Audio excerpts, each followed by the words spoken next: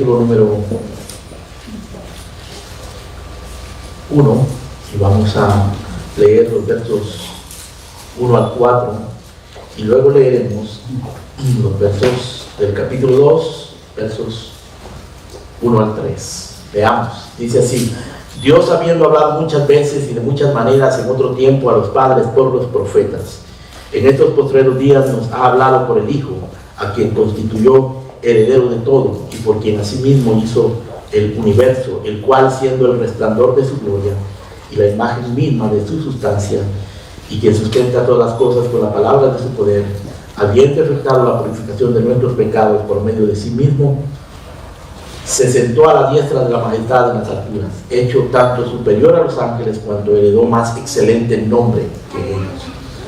Capítulo 2, verso 1 al 3. Por tanto, es necesario que con más diligencia atendamos a las cosas que hemos oído, no sea que nos deslicemos, porque si la palabra dicha por medio de los ángeles fue firme, y toda transgresión y desobediencia recibió justa retribución, ¿cómo escaparemos nosotros si descuidamos una salvación tan grande, la cual, habiendo sido anunciada primeramente por el Señor, nos fue confirmada por los que oyeron? Leeremos otro pasaje en el capítulo 8, verso 6. Por tanto, pero ahora tanto mejor ministerio es el suyo, por cuanto es mediador de un mejor pacto establecido sobre mejores promesas. Amén.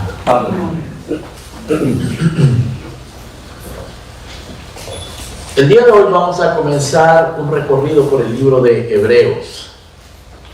Vamos a estar allí por varias semanas en el libro de Hebreos y vamos a examinar las lecciones que Hebreos tiene para nosotros, las amonestaciones, la instrucción, el estímulo, las invitaciones del libro de Hebreos. Hoy particularmente, tanto por la mañana como por la tarde, vamos a hacer un recorrido general del libro, y en las semanas posteriores vamos a estar yendo con un poco más de detalle en los diferentes pasajes y temas que nos van a ocupar de este libro maravilloso. Es un libro muy hermoso. El tema del día de hoy particularmente lo podríamos titular La excelencia de Jesucristo en el libro de Hebreos. La excelencia de nuestro Señor Jesucristo en el libro de Hebreos. El libro de Hebreos es un libro muy complejo. Teológicamente es un libro muy, muy profundo. Los argumentos de Hebreos requieren mucha atención porque son muy minuciosos y abundantes en cuanto al Antiguo Testamento. Es el libro que más hace referencia al Antiguo Testamento. En todo el Nuevo Testamento, el libro que más menciona al Antiguo Testamento y que más se fundamenta en el Antiguo Testamento es el libro de Hebreos. Por eso requiere mucho cuidado, requiere mucho conocimiento del Antiguo Testamento. Esto es, natural. El libro de Hebreos se llama Hebreos porque fue escrito a los hebreos, fue escrito a hebreos, fue escrito a gente judía, y los judíos pues tenían mucho conocimiento del Antiguo Testamento porque eran hebreos y habían sido educados y criados con el Antiguo Testamento. Desde niños ellos aprendían de memoria el Antiguo Testamento, ellos habían estado participando en las ceremonias antiguo testamentarias, de manera que pues el escritor de Hebreos, quien quiera que haya sido, algunos dicen que fue Pablo, pero no es probable que sea Pablo, pudiera haber sido, no se sabe exactamente quién fue el autor.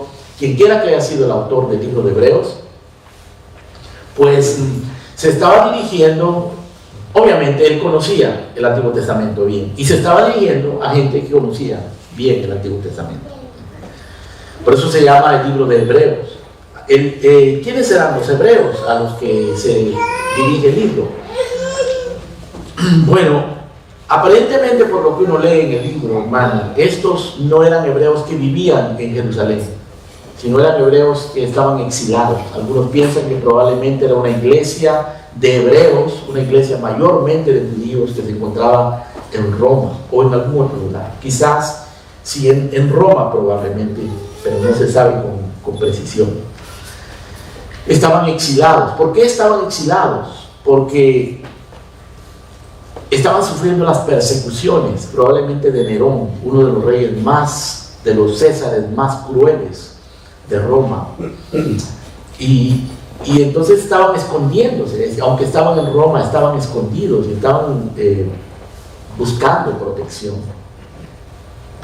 Uno puede leer más o menos las circunstancias de estos hebreos, y yo quiero que por favor usen sus Biblias conmigo. Vamos a usar bastante la Biblia para que podamos hacer referencia a los pasajes y ustedes puedan ver a lo que nos estamos refiriendo. Vengan al capítulo 10, por favor, porque ahí nos da una idea de cuáles eran las circunstancias de los hebreos a los cuales se les escribió el libro. Hebreos capítulo 10. Dice el verso 33, por una parte ciertamente, verso 32 quiero decir, capítulo 10, verso 32, pero traed a la memoria los días pasados en los cuales después de haber sido iluminados, sostuviste gran combate de padecimientos. Por una parte, ciertamente con vituperios y tribulaciones fuisteis hechos espectáculo, y por otra, llegasteis a ser compañeros de los que estaban en una situación semejante. Noten ustedes lo que está diciendo aquí el escritor de Hebreos a los hebreos. Les está diciendo que ellos, después de que fueron iluminados, después de que recibieron el Evangelio y lo entendieron y lo creyeron, sostuvieron gran combate de padecimientos. Y luego en el verso 33 habla de vituperios, o sea, burlas, presión social, vituperios, tribulaciones. Y dice, fuisteis hechos espectáculo y llegasteis a ser compañeros de los que estaban en una situación semejante. Es decir, los aislaron, se burlaron de ellos de una manera tan opresiva que ellos tuvieron que esconderse, tuvieron que huir, tuvieron que sufrir grandemente. Estos eran los hebreos que recibieron esta carta.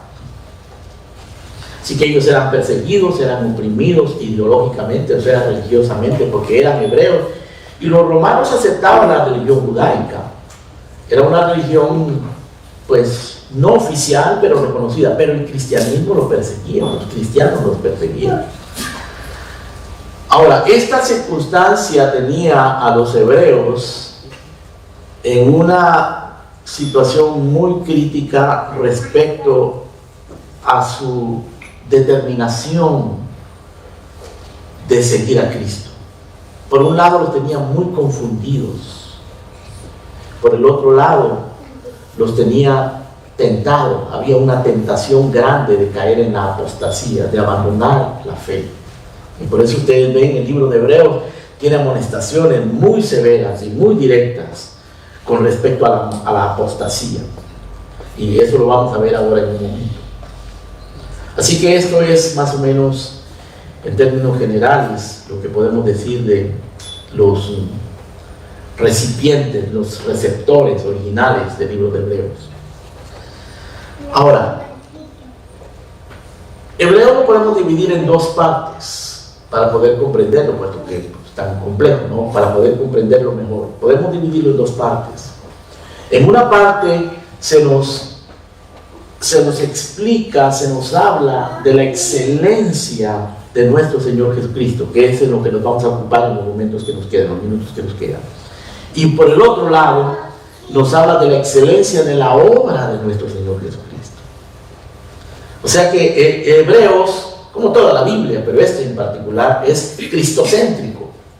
Nos habla de la excelencia de la persona de Cristo y nos habla de la excelencia de la obra de Cristo. De eso se trata Hebreos. Y algo que nos ayuda mucho a comprenderlo, hermanos, y eso es lo que nos vamos a centrar esta mañana y por la tarde, es el uso de una palabra, de un verbo griego. El verbo griego es kreiton. Ustedes no tienen que aprender eso, simplemente lo estoy mencionando, es una referencia. Pero esa palabra kreiton significa, en español, significa más excelente, superior o mejor. O sea, ese término es el que nos ayuda a comprender el libro de Hebreos. Esa palabra que significa más excelente, mejor, superior. Básicamente ese es el centro del libro de Hebreos. Lo que Hebreos nos dice es que la persona de Cristo es más excelente, es mejor, es superior.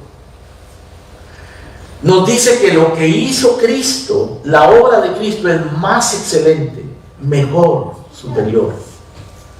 Vean ustedes el capítulo 8, que lo leímos, ¿no? Verso 6. Pero ahora, tanto mejor ministerio es el suyo, por cuanto es mediador de un mejor pacto, establecido sobre mejores promesas. Solo que ese versículo repite 3 veces ese término. Mejor ministerio, mejor pacto, mejores promesas. Ahora, eso que está diciendo acá el escritor de Hebreos, hermanos, se lo está diciendo a estos hebreos que, como dije hace un momento, están confundidos y están atribulados, perseguidos. Y el escritor de Hebreos, algunas veces quizás voy a decir Pablo, porque siempre uno tiene la tendencia a pensar que Pablo escribió todo el Nuevo Testamento, o por lo menos la gran mayoría. Pero que haya sido Pablo, como dije, o no. El escritor de Hebreos está animando, está exhortando, está estimulando a los hebreos para hacerles entender, instruyéndolos, para hacerles entender que es mejor lo que ellos tienen, a pesar de las persecuciones, a pesar de lo confuso, a pesar de las burlas, a pesar de que ellos en su tradición de años, desde niños, en su tradición de siglos, porque por siglos ellos habían recibido una tradición y una convicción en su conciencia de que la religión judía era la mejor y que el pueblo de Israel era el pueblo elegido de Dios, y Moisés y los ángeles y Josué y el sumo sacerdote y todas esas cosas preciosas y maravillosas que ellos habían recibido como herencia de su tradición. Ahora el escritor de Hebreos les está diciendo: hay algo mejor, hay algo mejor que todo eso, hay algo mejor a pesar de la confusión, a pesar de la persecución. Vean el capítulo 1, verso 4. Aquí habla de la persona del Señor Jesucristo. Dice: hecho tanto superior a los ángeles, cuanto heredó más excelente nombre que ellos. Aquí está hablando de la persona de Cristo. Superior a los ángeles, por cuanto heredó más excelente nombre que ellos. Así que tomen en cuenta este término: mejor, más excelente. Y esto nos hace pensar, hermanos, en todas las excelencias que nosotros podemos experimentar, las cosas buenas que podemos experimentar en nuestra vida, o incluso los beneficios que nos puede dar la religión o la vida en general. La vida en general nos puede dar muchas cosas buenas, nos puede dar éxito, nos puede dar prosperidad, nos puede dar bienestar, nos puede dar cosas buenas como la familia, nuestra esposa, nuestros hijos, nuestro trabajo, nuestra carrera, muchas cosas excelentes y buenas podemos disfrutar, que son regalos de Dios. Pero hay algo más excelente. Podemos también imaginarnos que tenemos algo bueno en la iglesia, en nuestra tradición religiosa, pero hay algo más excelente que la tradición religiosa o que la religión por sí misma. Hay algo más excelente, y este es el tema del libro de Hebreos: hacernos comprender que hay algo más excelente. Así que nos vamos a concentrar en los minutos que nos quedan, hermano, en hablar específicamente de la excelencia de la persona de nuestro Señor Jesucristo. Por la tarde hablaremos de la excelencia de la obra de nuestro Señor Jesucristo. Hablemos de la excelencia de la persona de nuestro Señor Jesucristo. Específicamente vamos a hablar de la excelencia de sus palabras. Vamos a hablar de la excelencia de su persona, de su divinidad. Vamos a hablar de la excelencia de su fidelidad. Y brevemente también vamos a hablar de la excelencia de su obra, que eso en la tarde lo vamos a meditar más detenidamente. Así que hablemos de la excelencia, en primer lugar, de sus palabras. Hebreos comienza diciendo, Dios, lean conmigo por favor, Hebreos 1:1, Dios, habiendo hablado muchas veces y de muchas maneras en otro tiempo a los padres por los profetas, en estos postreros días nos ha hablado por el Hijo, a quien constituyó heredero de todo, por quien asimismo hizo el universo. Noten ustedes el contraste que está haciendo Hebreos, porque Hebreos es un libro de contrastes.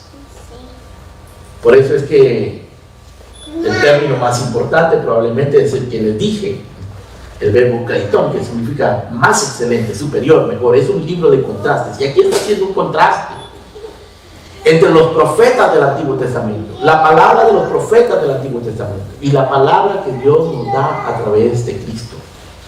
Dios ha hablado muchas veces, de muchas maneras, a los padres por los profetas.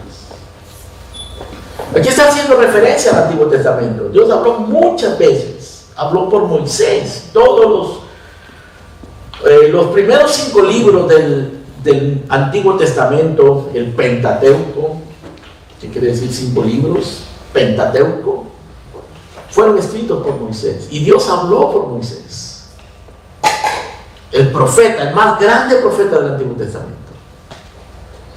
Y Dios habló muchas veces, no solo por Moisés.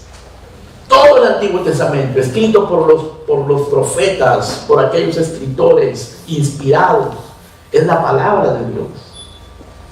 Y Dios dice, habló muchas veces y de muchas maneras, en otro tiempo, a los padres por los profetas.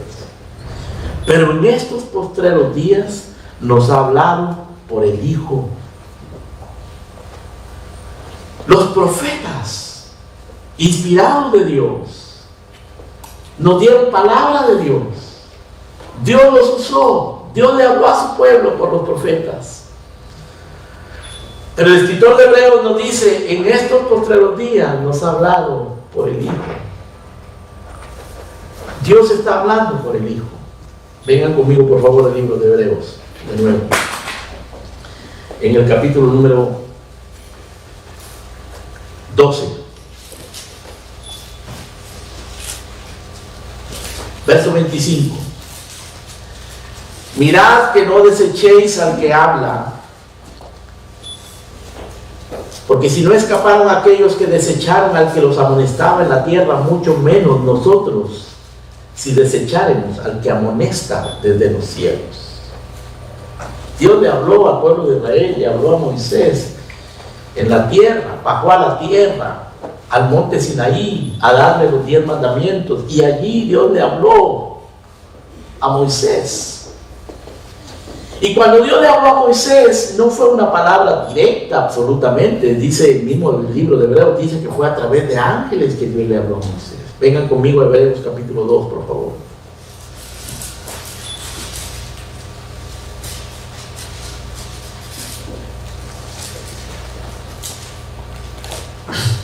Hebreos capítulo número 2. El capítulo 2, verso 3 dice: ¿Cómo escaparemos nosotros si descuidamos una salvación tan grande, la cual habiendo sido, capítulo 2, verso 2 quiero decir, porque si la palabra dicha por medio de los ángeles fue firme, y toda transgresión y desobediencia recibió justa retribución, ¿cómo escaparemos nosotros si descuidamos una salvación tan grande? La palabra dicha por medio de los ángeles. En otras palabras, Dios habló en los tiempos antiguos a los padres por los profetas, y también habló a través de los ángeles. La palabra dicha por Dios en el monte Sinaí a Moisés fue por medio de ángeles. Ahora, el escritor de Hebreos dice: si nosotros desechamos Si la palabra dicha por medio de los ángeles fue firme, ¿cómo escaparemos nosotros si descuidamos una salvación tan grande? Y si Dios habló desde los cielos, mirad que no desechéis al que habla ahora. Si Dios habló desde la tierra, mirad que no desechéis al que habla ahora desde los cielos. La voz del cual, dice el capítulo 12, 26, conmovió entonces la tierra, pero ahora ha prometido diciendo, aún una vez y conmoveré no solamente la tierra, sino también el cielo. El escritor de Hebreos nos comienza recordando, hermanos, que la palabra dicha por el Hijo es superior a la palabra de los profetas del Antiguo Testamento. Ahora, por supuesto, esto no significa que la palabra de los profetas del Antiguo Testamento no tenga importancia para nosotros, porque precisamente de eso se trata el libro de Hebreos. Hebreos lo que hace es traer la palabra del Antiguo Testamento, interpretarla y mostrarnos la importancia de esa palabra del Antiguo Testamento y señalarnos que esa palabra del Antiguo Testamento y los rituales del Antiguo Testamento y el templo del Antiguo Testamento y los sacrificios y los sacerdotes y todo lo que tenía que ver con el Antiguo Testamento, los mandamientos, las promesas, en realidad nos están hablando de la persona de Cristo. En realidad, aquello que dijeron los profetas del Antiguo Testamento, sean las historias, sean los mandamientos, sean las promesas, sean los rituales, sean las ceremonias, el templo, todo lo del Antiguo Testamento, nos está hablando de la persona del Señor Jesucristo. Y esa es la palabra de Cristo Jesús. De modo que nosotros tenemos que entender toda la Biblia a la luz de la persona de Cristo. La Biblia es un libro muy complejo. Hay que leerlo todo, hay que leer todo este libro, hay que leerlo constantemente, frecuentemente, abundantemente, conocerlo. Pero cada vez que leas la Biblia, tienes que aprender a ver a Cristo en todo lo que haces. Tienes que aprender que aún en aquellos pasajes aburridos, digamos. Esta semana pasada estuvimos leyendo Josué, los que están siguiendo las lecturas diarias. Y los pasajes de Josué que hemos estado leyendo últimamente tienen que ver con la repartición de la tierra. Y son capítulos, por lo menos 2 o 3 capítulos completos, donde nos habla de los lugares, las aldeas, la tierra, los montes que poseyeron los judíos en la tierra prometida. Y parece no tener ninguna importancia. Hay pasajes, hay capítulos completos de la Biblia donde nos habla de nombres y nombres de gente desconocida que no sabemos ni quiénes son, difíciles de pronunciar. Y uno se pregunta, ¿para qué? ¿Qué tiene que ver eso? ¿Para qué me sirve a mí tanto nombre? ¿Para qué me sirve a mí tantas aldeas y tantos lugares? Pues todo eso, hermanos, nos habla de Cristo.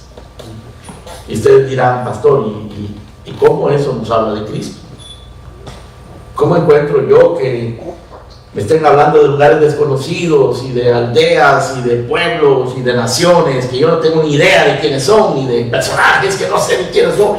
¿Qué tiene que ver eso con la persona del Señor Jesucristo? Eso es el registro de la historia que Dios controló, aún en los más pequeños detalles, tanto geográficamente como genealógicamente y en todo sentido, y que al final nos conduce a Cristo Jesús. Una evidencia de eso es cómo comienza el primer libro del Nuevo Testamento. El primer libro del Nuevo Testamento es Mateo. Y Mateo comienza con una genealogía. La genealogía comienza diciendo Jesús, hijo de David, hijo de Abraham. Es el primer versículo del Nuevo Testamento. Jesús, hijo de David, hijo de Abraham. Y de ahí en adelante comienza a hablarnos de todos los descendientes de Abraham, los descendientes de David. Es una lista de nombres, una genealogía. Que uno podría preguntarse para qué, ¿cuál es el propósito? Ahora, esa genealogía es muy específica por el hecho de que comienza con Abraham, continúa y sus descendientes, continúa con David y sus descendientes y culmina con Jesús. Ahora, no todos los pasajes culminan con Jesús directamente, pero últimamente culminan con Jesús. Y de eso se trata Hebreos, de eso se trata la Biblia. De eso en realidad se trata la vida entera. Todo culmina con Jesús. Tu vida culmina con Jesús. Quizás tú nunca has tenido nada que ver con Cristo. Quizás el Señor Jesucristo no ha formado parte de tu vida, excepto que tú has oído y culturalmente tú crees en Jesús, pero tu corazón no está en Jesús.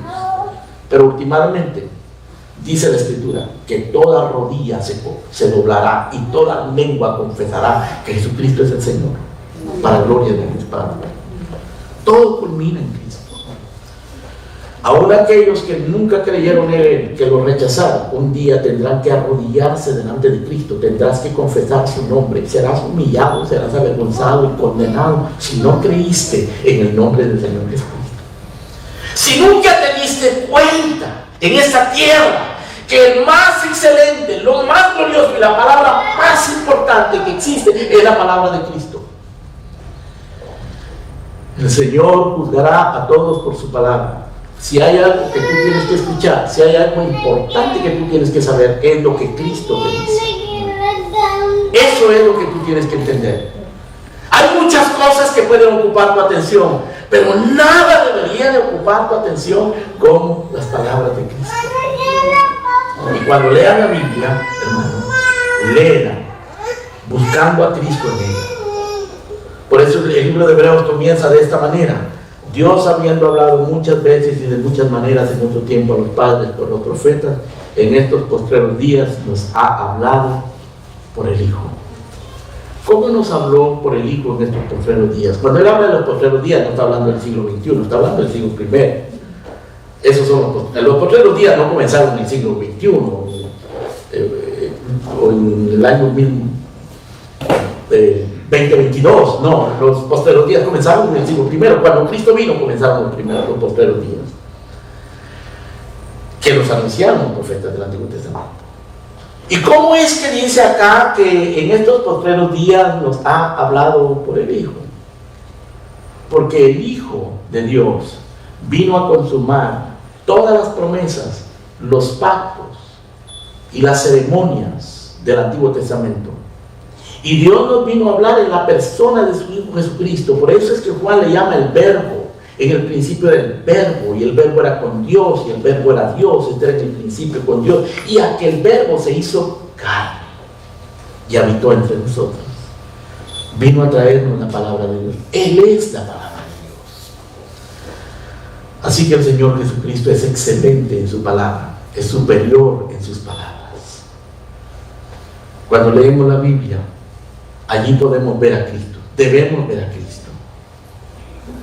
En segundo lugar, Hebreos nos muestra la excelencia de la persona de Cristo, de su persona en sí mismo, no solo de su palabra, de su persona. Y él usa varios argumentos para mostrar esto. El primer argumento que usa es el de los ángeles, comparar a Cristo con los ángeles. Porque los ángeles son gloriosos, son siervos de Dios. Los ángeles son seres únicos, especiales, diferentes. Pero el escritor dice en el versículo 5, capítulo 1, léanlo conmigo: ¿a cuál de los ángeles dijo Dios jamás? Mi hijo eres tú, yo te he engendrado hoy? ¿A cuál de los ángeles? Y otra vez, yo seré a él padre y él me será mi hijo. Y otra vez, cuando introduce al primogénito en el mundo, dice: adórenle todos los ángeles de Dios. O sea, la persona de Cristo es superior a los ángeles. Y los hebreos necesitaban escuchar esto, hermanos, porque ellos tenían una profunda reverencia por los ángeles. Nosotros necesitamos escucharlo también, porque si se nos apareciera un ángel ahora, nosotros probablemente caeríamos de rodillas. Juan cayó de rodillas cuando vio un ángel. 2 veces en el libro de Apocalipsis, él cayó de rodillas queriendo adorar al ángel. Qué gloriosos deben ser los ángeles, para que un hombre como Juan quiera adorar. Y eso es lo que nos está diciendo, es que no hay experiencia, por más sobrenatural que sea, no hay milagro, por más extraordinario que sea, no hay personaje, no hay celebridad, por más admirable que sea, más grande que nuestro Señor Jesucristo. No importa qué tan grande sea tu nombre en el mundo, no importa qué tan grande sea tu reputación, no importa qué tan grande haya sido la experiencia, el sueño, la visión que tuviste, no hay nada más grande que el Señor Jesucristo. Yo conocí a un hombre aquí en Miami que creó una religión falsa, apóstata, que se hizo mundialmente famosa. Lo sacaron en todos los periódicos y en todos los noticieros del mundo. Y era de aquí en Miami. Bueno, era puertorriqueño, pero vivía aquí en Miami, en el Doral. Y yo lo conocí personalmente porque teníamos un programa de radio en aquel tiempo y él se acercó a mí porque me escuchó predicar y me dice: tú predicas lo mismo que yo predico, me decía él. Porque él predicaba la predestinación. Y creo que sería bueno que tuviéramos una buena relación. En aquel tiempo todavía no se había destacado como llegó a destacarse después. Pero básicamente en lo que este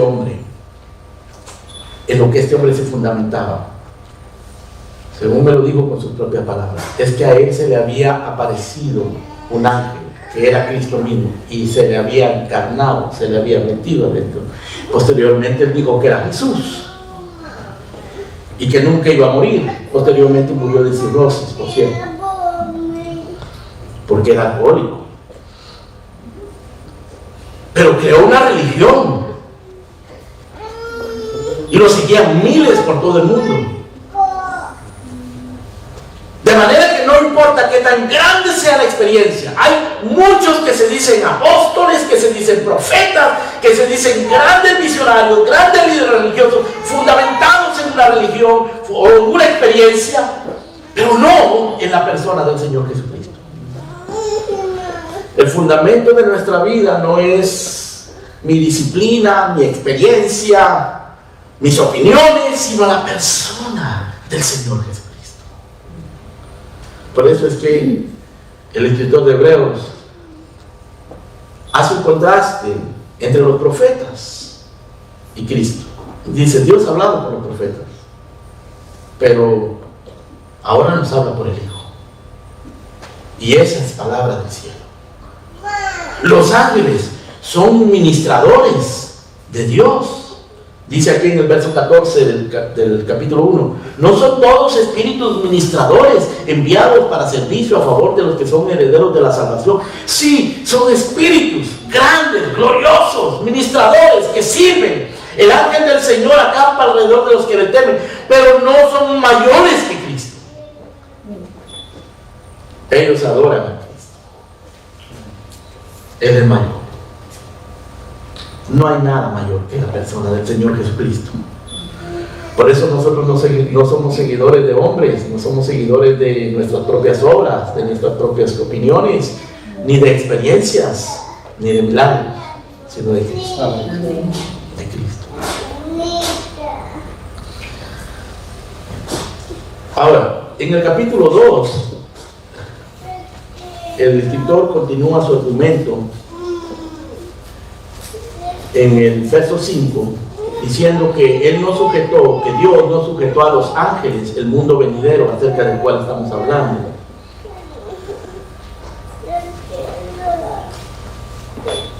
Pero alguien, verso 6, testificó en cierto lugar diciendo: ¿qué es el hombre para que te acuerdes de él? O el hijo del hombre para que le visites. Le hiciste un poco menor que los ángeles, le coronaste de gloria y de honra, le pusiste sobre las obras de su mano, todo lo sujetaste bajo sus pies. Noten ustedes que sigue hablando de los ángeles acá. Dice que a los ángeles no sujetó a los ángeles el mundo venidero. Y luego nos habla del hombre, del ser humano. Pero en realidad aquí está hablando, hermanos, versos 6 y 7, está hablando no de todos los seres humanos, está hablando de un ser humano en particular, que es Dios, Cristo Jesús, que se hizo hombre. Porque aquí está citando el Salmo 8. En los versos 6 y 7 está citando el Salmo 8, que David habló de qué es el hombre para que te acuerdes de él, y el hijo del hombre para que lo visites. Pero el escritor se lo está aplicando a la persona del Señor Jesucristo. Y en el verso número 9, verso número 8, dice: todo lo sujetaste bajo sus pies, porque en cuanto le sujetó todas las cosas, nada dejó que no sea sujeto a él, pero todavía no vemos que todas las cosas le sean sujetas. Pero vemos a aquel que fue hecho un poco menor que los ángeles, a Jesús. Noten ustedes que está hablando de Jesús. Coronado de gloria y de honra a causa del padecimiento de la muerte, para que por la gracia de Dios usase la muerte por todos. Este es uno de esos pasajes, hermanos, donde usa el Antiguo Testamento y se lo aplica al Señor Jesucristo, y puede parecer un poco complejo, pero básicamente lo que está diciendo acá el escritor es que que Dios hizo al Señor Jesucristo menor que los ángeles. O sea, nos acaba de decir que Jesucristo es mayor que los ángeles, pero ahora nos está diciendo que Dios lo hizo menor que los ángeles. Y se está refiriendo al hecho de que Cristo se humilló, se hizo carne, se hizo hombre, siendo superior a los ángeles, siendo mayor a los ángeles, Él se hizo menor que los ángeles. Y Dios le sujetó todas las cosas a Cristo por haberse humillado, por haberse hecho carne, por haberse hecho hombre. Pero mientras estuvo en la tierra, no se veía, no se notaba. Él era un hombre como cualquier otro, sujeto a tentaciones, sujeto a debilidades, a cansancio, a hambre. Era un hombre como nosotros, menor que los ángeles. Por eso leemos en el verso 9, capítulo 1, verso 9, dice: vemos a aquel que fue hecho un poco menor que los ángeles, coronado de gloria y de honra, a causa del padecimiento de la muerte, para que por gracia de Dios gustase la muerte por todos. Coronado de gloria y de honra. Fue su muerte la gloria de Cristo. Sus padecimientos, varón de dolores, experimentando quebrantos. Sus quebrantos, sus padecimientos, su muerte, fueron la gloria de Cristo. Por eso es que Él es representado como un cordero en el libro de Apocalipsis. El cordero que vence al dragón, el cordero que vence a la bestia.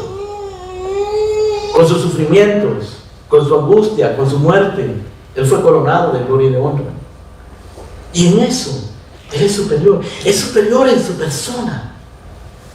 Es superior porque Él es mayor que los ángeles. Adórenle todos los ángeles de Dios, dice el Padre.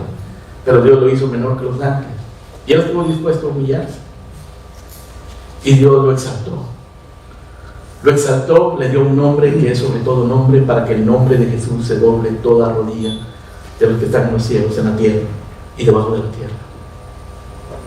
Por eso el Señor Jesucristo nos dice: aprended de mí, que soy manso y humilde de corazón, y hallaréis descanso para nuestras almas. Por eso es que el orgullo, la arrogancia, la autosuficiencia son abominables para Dios. Todo aquel que vive orgulloso de sí mismo, que se siente superior a otros, que vive arrogante, está en contra de Dios. Dice que Dios resiste a los soberbios y da gracia a los humildes, porque nuestro Señor Jesucristo se humilló. Él fue humilde. Él es superior en su persona, superior en gloria y excelencia como Dios, pero superior también en su humillación, en su entrega, en su obediencia. Y luego Dios lo exaltó. Dice el verso 10, convenía, capítulo 2, verso 10. Lean conmigo, por favor. Convenía a aquel por cuya causa son todas las cosas, y por quien todas las cosas subsisten, que habiendo de llevar muchos hijos a la gloria, perfeccionarse por aflicciones al autor de la salvación de ellos. Por aflicciones. Convenía así que por aflicciones. Por eso es que Cristo se le llama varón de dolores, experimentado quebranto. Él es el creador. Miren ustedes el capítulo 1, verso 2. Dice: en estos postreros días Dios nos ha hablado por el Hijo, a quien constituyó heredero de todo.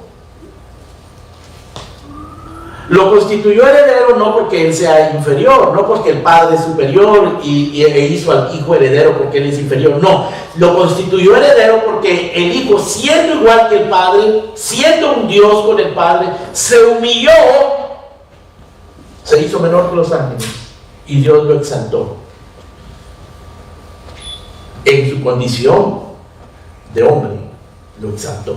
Como Dios no puede ser exaltado porque él ha sido siempre Dios. Pero aquí dice que lo constituyó heredero de todo. Ahora, cuando dice que lo constituyó heredero de todo, no se refiere al universo en general, se refiere al universo redimido.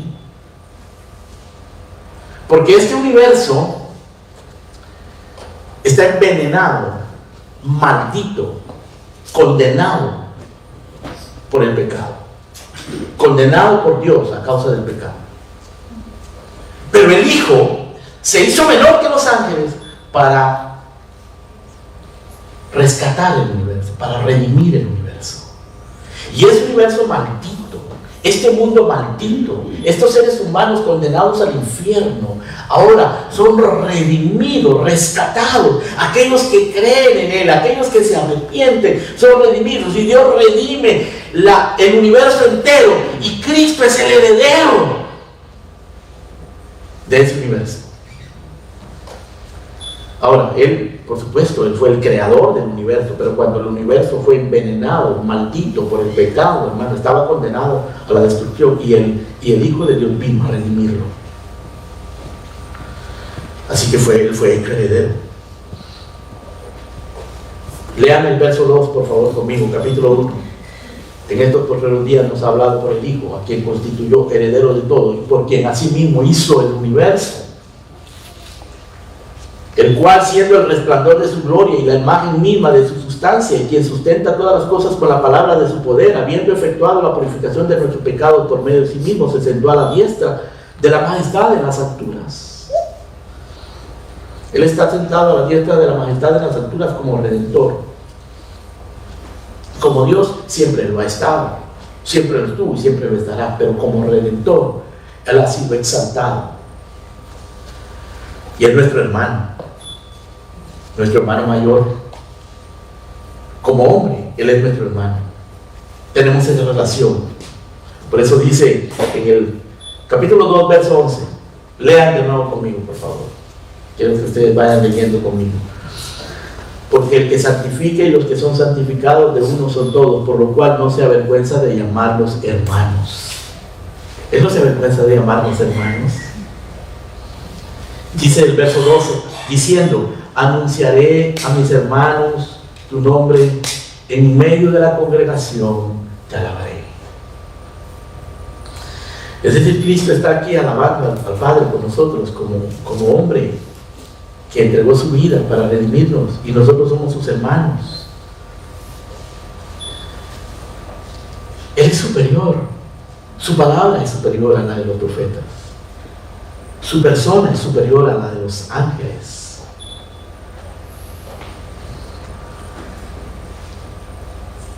Verso 14, capítulo 2. Así que por cuanto los hijos participaron de carne y sangre, Él también participó de lo mismo, para destruir por medio de la muerte al que tenía el imperio de la muerte, esto es, al diablo, y librar a todos los que por el temor de la muerte estaban durante toda la vida sujetos a servidumbre. Ahora, lo que está diciendo acá, hermanos queridos, es que Él participó de carne y sangre, siendo Dios. ¿Por qué participó de carne y sangre? Porque los hijos, los elegidos de Dios, aquellos a los cuales Dios quiere rescatar en esta tierra, somos de carne y de sangre. Y por cuanto los hijos participaron de carne y de sangre, Él también participó de lo mismo para destruir en carne y en sangre, por medio de la muerte, al que tenía el imperio de la muerte, esto es al diablo. O sea, la única manera de destruir a Satanás era que un hombre viniera a enfrentarlo.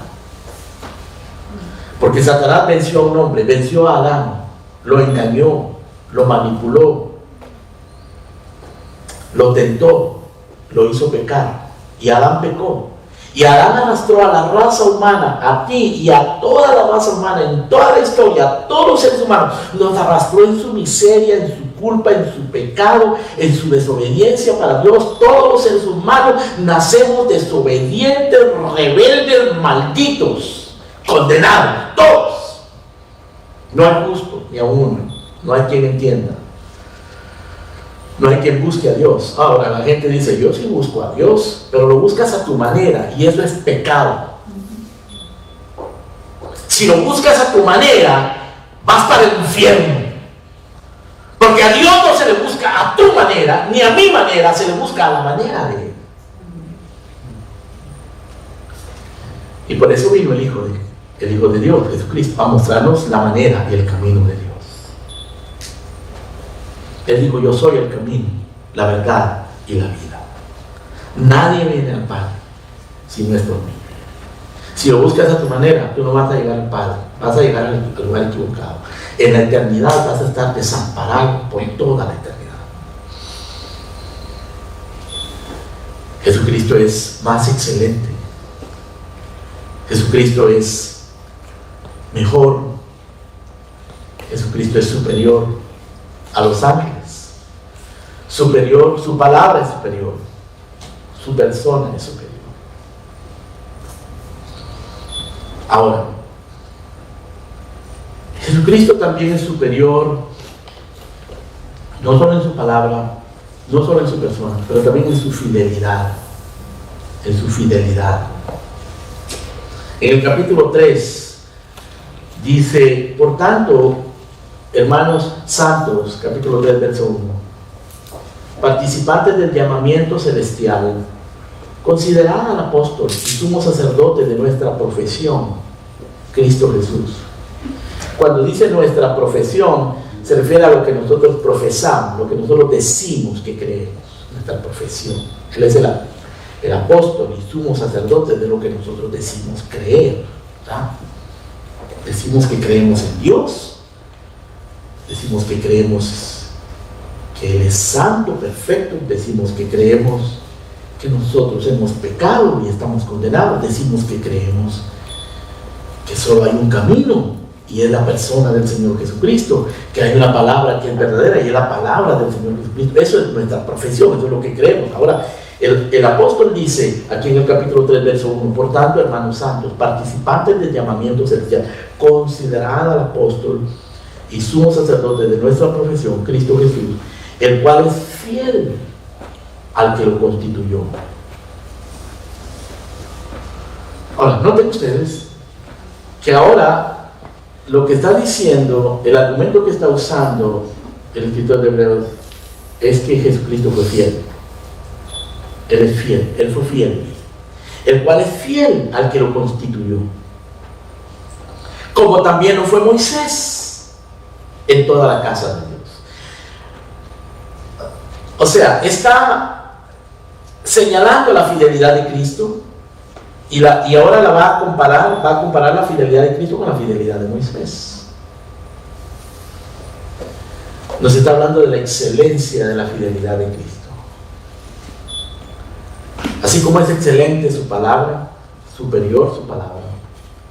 Así como es más excelente su persona que la de los ángeles, así es más excelente, es superior su fidelidad. Y aquí la compara con la fidelidad de Moisés. Veamos lo que dice. Verso 2. El cual es fiel al que le constituyó, como también lo fue Moisés en toda la casa de Dios. Nos está diciendo que Moisés fue fiel en la casa de Dios. Y cuando habla de la casa de Dios, pues se refiere a toda la estructura ceremonial, espiritual, que Dios le mostró a Moisés, moral, que Dios le mostró a Moisés, para aplicársela al pueblo de él. A eso se refiere cuando dice la casa de Dios. Se refiere al templo, al sacerdocio, a los sacrificios, a los mandamientos. Y dice que Moisés fue fiel en toda la casa de Dios. Por eso es que Dios inspiró a Moisés a escribir Génesis, Éxodo, Levítico, Número, Deuteronomio.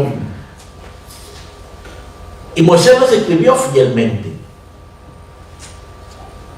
Y Moisés fue fiel en construir el tabernáculo en el desierto, con todos los detalles que Dios le indicó, todos los detalles, todos los implementos del templo o del tabernáculo en el desierto, las vestiduras de los sacerdotes, las ceremonias, todo lo que había que hacer, la manera en que había que presentar los sacrificios. Moisés fue fiel. Dice en el verso 3, porque de tanto mayor gloria que Moisés es estimado por cuanto tiene mayor honra que la casa, el que la hizo. Y Moisés, a la verdad, verso 4, porque toda casa es hecha por alguno, pero el que hizo todas las cosas es Dios. Verso número 5, y Moisés a la verdad fue fiel en toda la casa de Dios como siervo para testimonio de lo que se iba a decir, pero Cristo como hijo sobre su casa, la cual casa somos nosotros, si retenemos firme hasta el fin la confianza y el gloriarnos en la esperanza. Ahora, noten una cosa. ¿Y aquí está hablando pues de la fidelidad de Moisés? Dice que Moisés fue fiel sobre toda la casa de Dios. Ahora, cuando dice que Moisés fue fiel sobre toda la casa de Dios, se refiere a la nación de Israel y a todo lo que tenía que ver con la vida religiosa y espiritual de Israel. Moisés fue fiel. Pero está diciendo que Jesucristo fue fiel sobre la casa de Dios, y dice que esa casa somos nosotros. Ahora, si Moisés fue fiel sobre la casa de Dios, que es Israel del Antiguo Testamento, Cristo fue fiel sobre su casa, pero la casa de Cristo, la casa de Cristo a la que se refiere aquí, somos nosotros, que incluye el pueblo de Israel, o más bien los que son salvos del pueblo de Israel, no todo el pueblo de Israel, sino los que son salvos del pueblo de Israel y los que son salvos de entre los gentiles. O sea, son dos casas, digamos así: la nación de Israel y la iglesia. La nación de Israel está compuesta de israelitas, étnicamente israelitas, geográficamente israelitas, políticamente israelitas, y la casa de Cristo está compuesta de un nuevo Israel. No somos Israel de sangre, étnicos, no somos Israel de geografía, no nacimos en la tierra de Palestina, pero somos el verdadero Israel. Y Moisés fue fiel sobre Israel, sobre la casa de Dios en el Antiguo Testamento. Pero aquel Israel del Antiguo Testamento le pertenece a Dios. Y dice acá que Moisés era siervo. Verso 5, leamos. Moisés a la verdad fue fiel sobre toda la casa de Dios como siervo, para testimonio de lo que se iba a decir. Pero Cristo como hijo sobre su casa, la cual somos todos nosotros. O sea, Moisés fue fiel, pero era un siervo. Moisés fue fiel, pero fue fiel sobre Israel. Cristo fue fiel, y él no es siervo, él es el hijo eterno. Cristo fue fiel, no sobre la nación de Israel, sino sobre todos los redimidos de toda la historia, en todas las naciones, en todo el mundo, sobre la iglesia. La fidelidad de Cristo es superior a la de Moisés. Verso 6, pero Cristo como hijo sobre su casa, la cual casa somos nosotros, y retenemos firmes hasta el fin la confianza y el gloriarnos en la esperanza. Luego, en el resto del capítulo 3 y en el capítulo 4, el escritor de Hebreos introduce otro personaje, otro episodio de la historia de Israel y otro personaje. En el capítulo 3, verso 7 en adelante, introduce un episodio muy triste en la vida del pueblo de Israel, cuando ellos atravesaron el desierto, y en el desierto se rebelaron contra Dios, a pesar de que Dios los había librado de Egipto, los había pasado por el Mar Rojo y los había sustentado en el desierto, dándoles maná, dándoles la nube, dándoles luz, dándoles agua en el desierto. Los preservó, y ellos nunca conocieron a Dios, se rebelaron contra Dios, y Dios juró: no entrarán en mi reposo.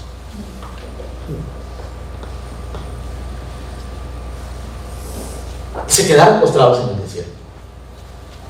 Y el capítulo 4 nos dice que estos que se quedaron postrados en el desierto, se quedaron postrados porque escucharon la palabra de la promesa de entrar en la tierra prometida y no le mezclaron fe. No le mezclaron fe. O sea que Josué, y aquí introduce al otro personaje, ahora ya no está hablando de Moisés, ahora está hablando de Josué. Josué no les dio el verdadero reposo. No fue capaz de darles el verdadero reposo. Lean el capítulo 4, verso 8. Dice, porque si Josué les hubiera dado el reposo, no hablaría después del otro día. Por tanto, queda un reposo para el pueblo de Dios.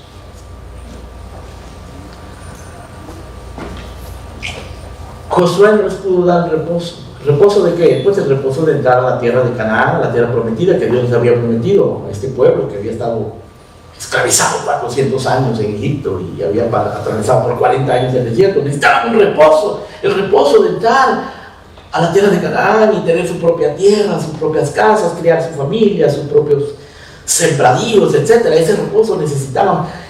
Y Josué se los dio. Se los dio en un sentido. Pero el verdadero reposo, el reposo eterno, Josué no se los podía dar. Aquí dice en el verso 8, si Josué les hubiera dado reposo, no hablaría después de otro día. Por tanto, queda un reposo para el pueblo de Dios. Y el Señor Jesucristo, por su fidelidad, peleó esta batalla por nosotros para darnos ese reposo. El Señor Jesucristo, por su fidelidad, logró poseer la tierra para que nosotros tengamos el reposo eterno. Dice en el verso número 11, capítulo 4, procuremos pues entrar en aquel reposo para que ninguno caiga en semejante ejemplo de desobediencia. Ahora, esto tiene que ver, hermanos, esto que estoy hablando ahora, del reposo que Cristo logró, que Josué no lo logró, pero Cristo lo logró. Tiene que ver con la obra de Cristo. La obra de traernos al verdadero reposo. A un reposo que va a durar eternamente. No es como los reposos que nosotros tenemos aquí en la tierra, que descansamos, resolvemos un problema, decimos, al fin salí de este problema, pero allá viene el otro. Allá viene el otro. Resolvemos una situación, pero detrás viene otra. Y las circunstancias en esta tierra se acumulan en nuestra vida, a veces de tal manera, el pecado se acumula en nuestra vida de tal manera que mucha gente deja de luchar, se cansa. Por eso existe el estrés, la depresión, los suicidios, el desánimo, los divorcios en tu matrimonio. Tú llegas a cansarte de un matrimonio que no funciona, de hijos rebeldes, de un trabajo conflictivo, de las enfermedades de tu cuerpo, de las opresiones y de la depresión, la falta de sueño, muchas cosas que se agolpan sobre nosotros. Llegas a cansarte. No hay reposo en esta tierra. El único reposo nos lo da el Señor Jesucristo.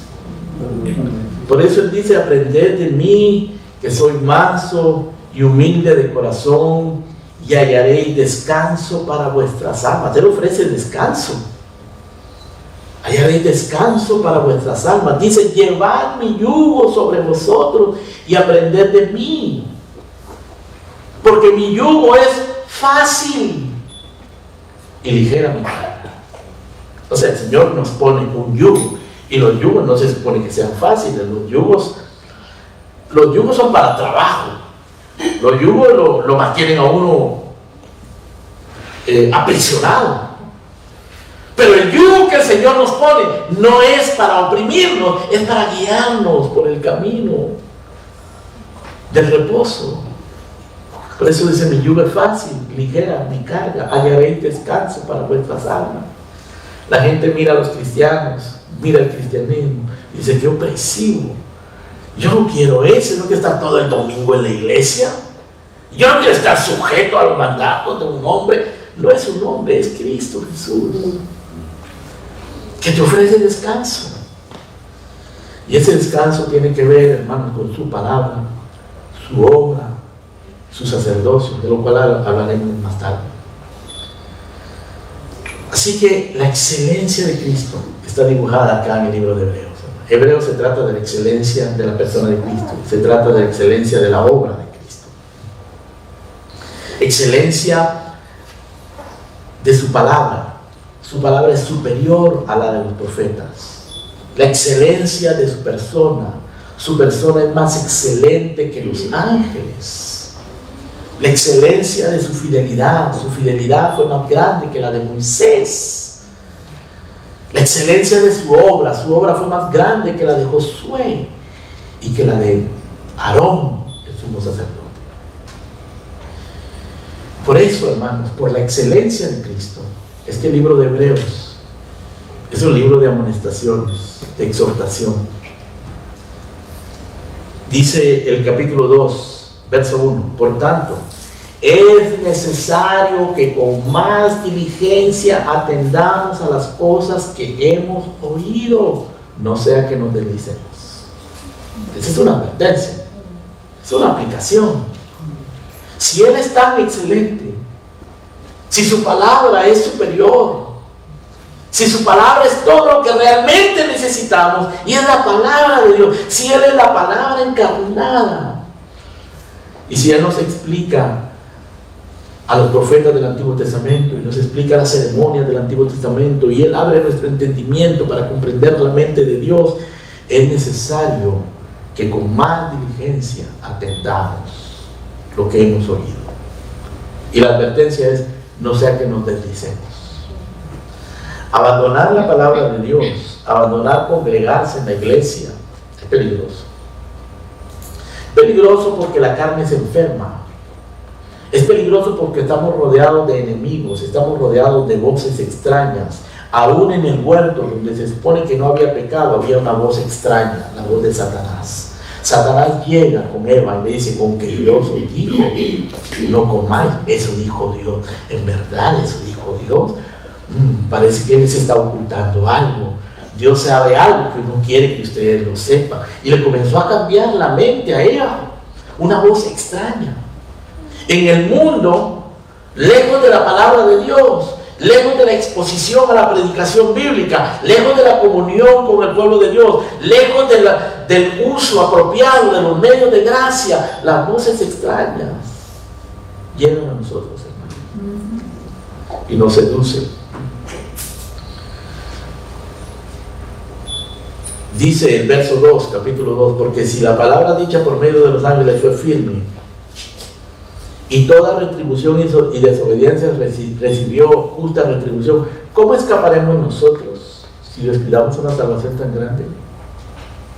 ¿Crees tú que vas a escapar? ¿Crees que te vas a poder justificar diciendo, como decía Oliver hace un momento, no tengo tiempo? ¿Es esa una buena excusa? No tengo tiempo. ¿Tienes tiempo para tantas otras cosas? No sea que nos deslicemos. El Señor Jesucristo dijo, velad y orad para que no entréis en tentación, porque el espíritu está presto, pero la carne se enferma. No basta con que tú digas, no, yo siempre lo busco en mi casa, yo siempre tengo deseo, no, yo quiero, pero tú quieres, pero te ocupas. Porque la amonestación es ocupados en vuestra salvación, ocupado, te ocupas. Es necesario que con más diligencia atendamos. Capítulo 3, verso 1. Por tanto, hermanos santos, participantes del llamamiento celestial, porque este es un llamamiento. El seguir a Cristo es un llamamiento. El entender la superioridad de la palabra de Cristo es un llamamiento. Entender la superioridad de la persona de Cristo, la superioridad de la fidelidad de Cristo, la superioridad de la obra de Cristo, es un llamamiento. Eso solo lo entienden los llamados. ¿El mundo lo entiende eso? Pero si Dios te ha llamado, tú vas a entender eso. Ahora, aquí hay una amonestación en el capítulo 3, verso 1. Dice, por tanto, hermanos santos, participantes del llamamiento celestial, considerad. Es decir, piensen. Considerad al apóstol y sumo sacerdote de nuestra profesión, Cristo Jesús.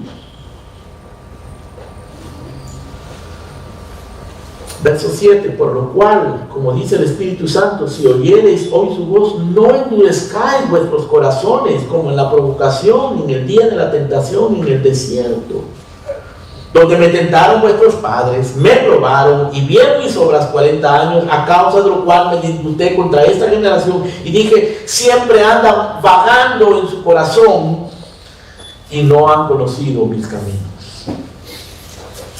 Corazones vagos, que no conocen los caminos.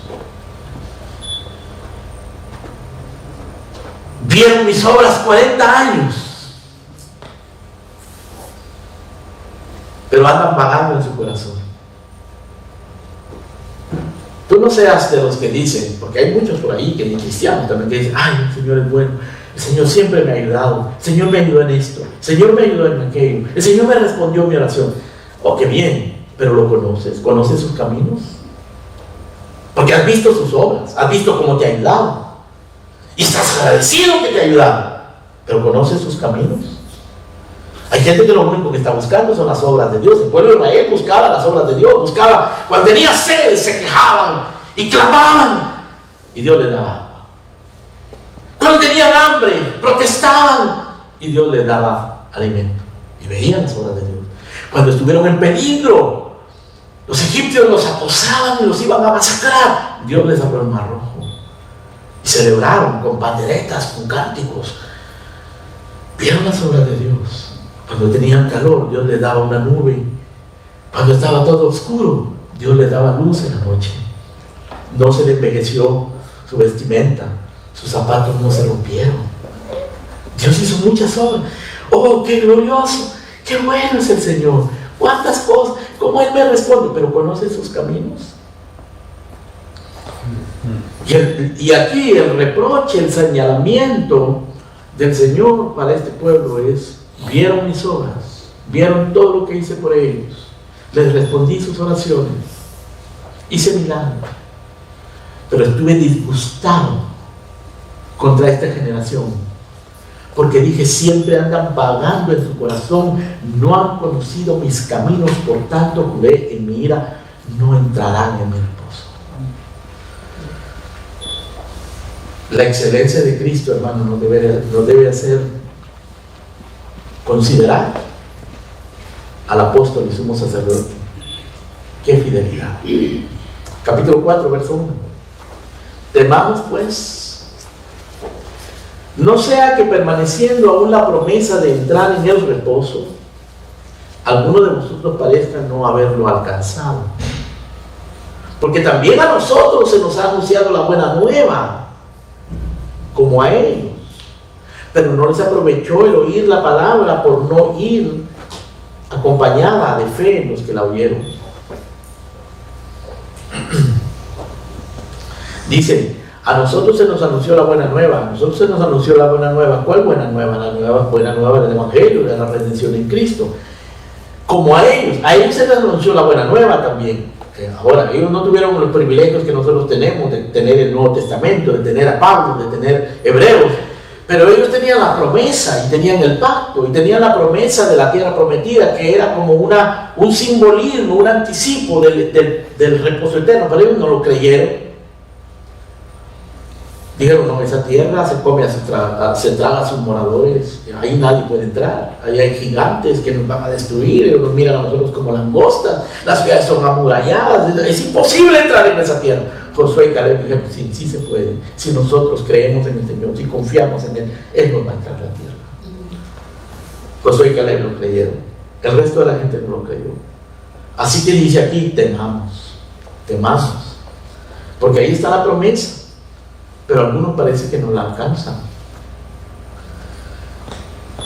Capítulo 3, verso 12, lean por favor. Mirad, hermanos, que no haya en ninguno de vosotros corazón malo de incredulidad para apartarse del Dios vivo.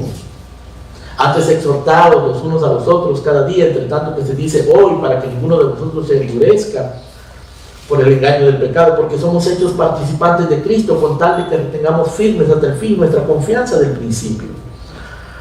Lo que les dije al principio, de que esta carta fue escrita a hebreos que estaban en la tentación de caer en la apostasía por todas las dudas que tenían, por la persecución, todas las dificultades, es un peligro también para nosotros, hermanos. Es un peligro cuando nosotros nos llenamos de dudas, cuando no entendemos la palabra, cuando comenzamos a enfrentar grandes dificultades. Pero déjenme terminar con esta otra aplicación que proviene de aquí, de este mismo libro. Y es que en nuestra debilidad, en nuestros pecados, en nuestra inconsistencia, que Dios nos la va a cobrar. Nosotros no tenemos que desmayar. Tenemos un refugio. Capítulo número 2, verso 17. Por lo cual debía ser en todo semejante a sus hermanos para venir a ser misericordioso y fiel sumo sacerdote en lo que a Dios se refiere, para expiar los pecados del pueblo. Él vino a ser misericordioso y fiel sumo sacerdote. Verso 18, pues en cuanto él mismo padeció siendo tentado, es poderoso para socorrer a los que son tentados. En otras palabras, no tenemos que desmayar, tenemos que acudir a este sumo sacerdote, porque él es poderoso para socorrerte en tu tentación. El llamado es santo. La excelencia de Cristo es infinita, sublime. Es algo que nos abruma, es algo más allá de nuestro entendimiento. Y que muchas veces, hermano, al contemplarnos a nosotros mismos, es tan humillante. Y cuando le fallamos o cuando vemos nuestra debilidad, tenemos que exclamar como Pablo: miserable hombre de mí. Pero acá nos está diciendo que tenemos a un misericordioso sumo sacerdote que es poderoso para socorrer a los que son tentados. En capítulo 4, verso 14 dice: por tanto, teniendo un gran sumo sacerdote que traspasó los cielos, Jesús, el Hijo de Dios, retengamos nuestra profesión. Porque no tenemos un sumo sacerdote que no pueda compadecerse de nuestras debilidades, sino uno que fue tentado en todo, según nuestra semejanza, pero sin pecado. Según nuestra semejanza, pero superior. Según nuestra semejanza, pero su palabra es fiel, más poderosa que la de los profetas. Según nuestra semejanza, pero fue más fiel que Moisés. Según nuestra semejanza, pero Él es Dios hecho carne. Es según nuestra semejanza, pero Él es Dios. Fue tentado en todo, y Él se compadece de nuestras debilidades, porque fue tentado según nuestra semejanza. Verso 16: acerquémonos pues confiadamente al trono de la gracia, para alcanzar misericordia y hallar gracia para el oportuno socorro. Hermanos hebreos, es para que nosotros nos animemos, para que nosotros reconozcamos que ciertamente hay persecuciones, hay dificultades, hay tentaciones, hay confusión. No lo entendemos todo, pero tenemos un gran sumo sacerdote, pero somos responsables. Tenemos que ser más diligentes, tenemos que considerar, tenemos que temer y tenemos que refugiarnos en nuestro sumo sacerdote. Oremos. Padre nuestro, gracias te damos, Señor, por el libro de Hebreos. Gracias te damos por la persona de nuestro Señor Jesucristo revelada en el libro de Hebreos, por su superioridad, su excelencia. Gracias, Señor, por sus palabras que son más excelentes, por su persona que es más excelente, por su fidelidad que fue mejor. Gracias por su obra, Señor.